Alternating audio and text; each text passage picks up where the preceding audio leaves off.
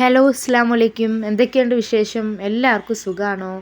നമുക്ക് വൈകുന്നേരത്തെ കുറച്ച് വിശേഷങ്ങൾ കാണാം കേട്ടോ. ഇന്ന് ചായക്ക് ഞാൻ വിചാരിച്ചു വെറുതെ നുറുക്കുണ്ടാക്കാം. എപ്പോഴും വിചാരിക്കുന്നതാണ്. അപ്പോൾ ആദ്യമായിട്ട് ട്രൈ ചെയ്യുകയാണ്, ശരിയാവോ എന്നറിയില്ല.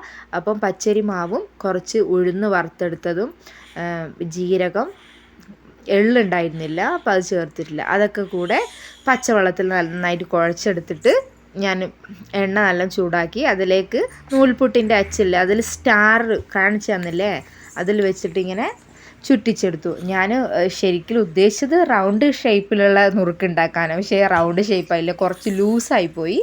അപ്പോൾ ചെറിയ നീളത്തിലുള്ള ടൈപ്പായിട്ടാണ് വന്നിട്ടുള്ളത്. എന്നാലും കുഴപ്പമില്ല, ടേസ്റ്റ് ഇത് തന്നെയല്ലേ, ആദ്യമായിട്ട് ഉണ്ടാക്കുകയല്ലേ. അപ്പോൾ ആദ്യം ഉണ്ടാക്കിയത് കുറച്ച് കരിഞ്ഞു പോയിട്ടോ.